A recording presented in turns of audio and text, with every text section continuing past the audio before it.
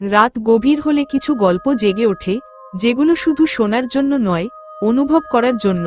আজকের গল্পটি ডাইনিদের নিয়ে, কিন্তু যেভাবে আপনি তাদের চেনেন ঠিক সেভাবে নয়।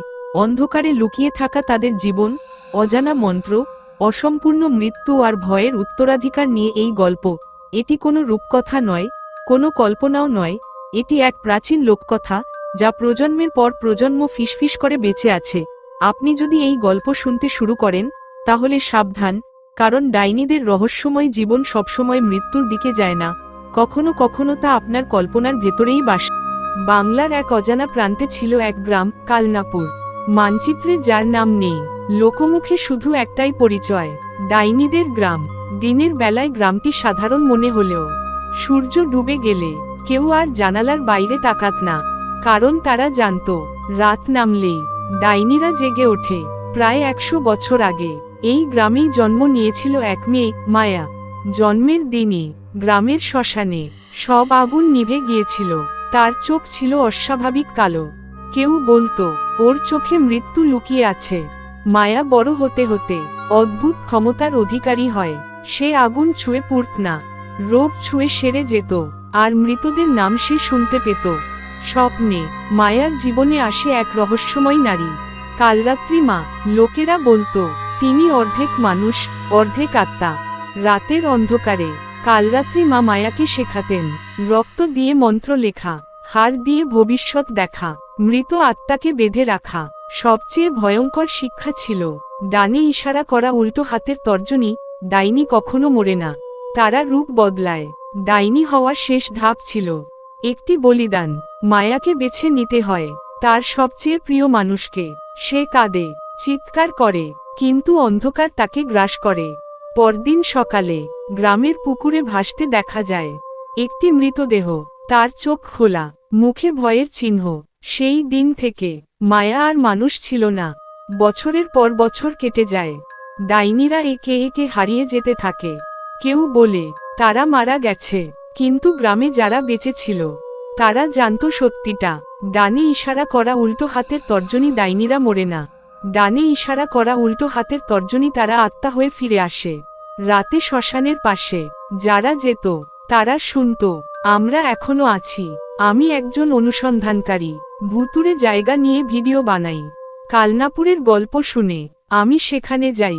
গ্রামে ঢুকেই ক্যামেরা কাজ করা বন্ধ করে দেয়। রাত নামতেই আমি শুনি পায়ের শব্দ, হাসি, ফিস ফিস।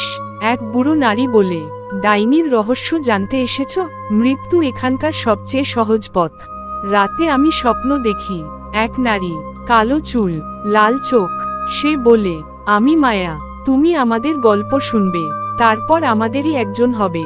আমি ঘুম থেকে উঠি, হাতে আছড়ের দাগ। শ্মশানে গিয়ে দেখি একটি পুরনো কবর, আমার নাম লেখা। ডাইনিদের জীবন মৃত্যুর দিকে যায় না। ডানে ইশারা করা, উল্টো হাতের তর্জনী। তারা মৃত্যু পেরিয়ে যায়। ডানে ইশারা করা, উল্টো হাতের তর্জনী। তারা মানুষের ভয়ের মধ্যেই বাঁচে। ডানে ইশারা করা, উল্টো হাতের তর্জনী। যতদিন কেউ তাদের গল্প শোনে, তারা ততদিন জীবিত। শ্মশানে দাঁড়িয়ে আমি স্তব্ধ। চাঁদের আলোয় পুরনো কবরটার ওপর লেখা নামটা পরিষ্কার দেখা যাচ্ছিল, আমার নাম।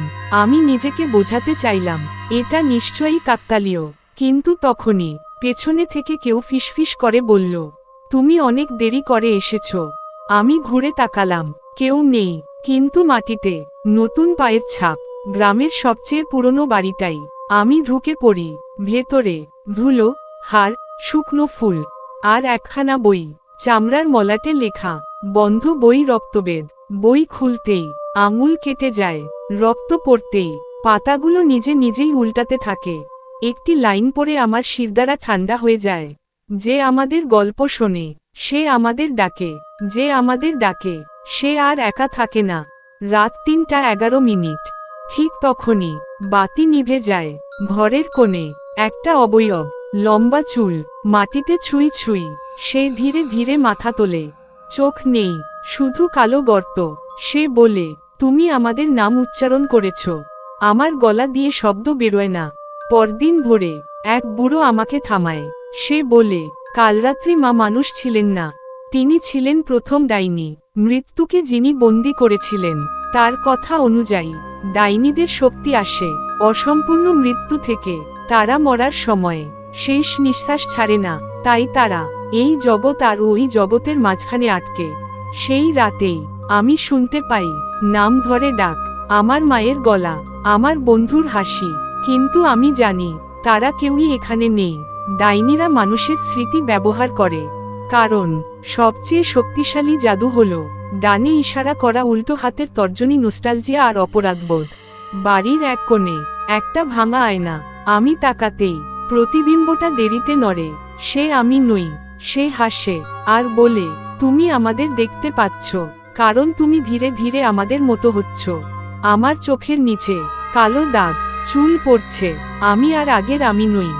রক্তবেদ বই অনুযায়ী ডাইনি হওয়ার আগে দেখা যায় মৃতদের স্বপ্ন, সময়ের হিসাব গুলিয়ে যাওয়া, নিজের নাম ভুলে যাওয়া, আয়নায় ভিন্ন মুখ, সবগুলোই আমার হচ্ছে। শেষ পাতায় লেখা, পূর্ণ ডাইনি হতে চাই শেষ বলিদান, যে সবচেয়ে বিশ্বাস করে তাকেই দিতে হয়। ঠিক তখনই আমার ফোন বেজে ওঠে, স্ক্রিনে একটা নাম, আপনি? হ্যাঁ, এই গল্প শুনছেন যিনি? আমি এখন আর নিশ্চিত নই এই গল্পটা আমি বলছি নাকি ডাইনিরা আমার মাধ্যমে আপনাকে ডাকছে, কারণ আপনি যতক্ষণ শুনছেন ততক্ষণ তারা শক্তিশালী হচ্ছে। ঘড়ির কাঁটা আর নড়ছে না, ফোনে সময় দেখাচ্ছে রাত ৩:১১। একই সময়ে বারবার।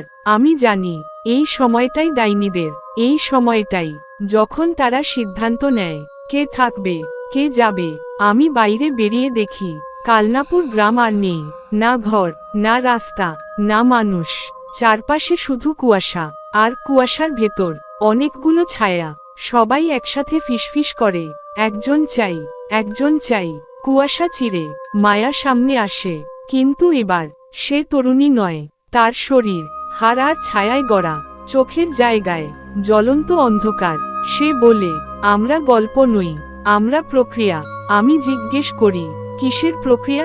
সে হাসে, ভয়ের উত্তরাধিকার। মায়া জানায়, ডাইনিরা কমে যাচ্ছে, কারণ আধুনিক মানুষ ভয় ভুলে গেছে, আর ভয় ছাড়া ডাইনিরা বাঁচে না।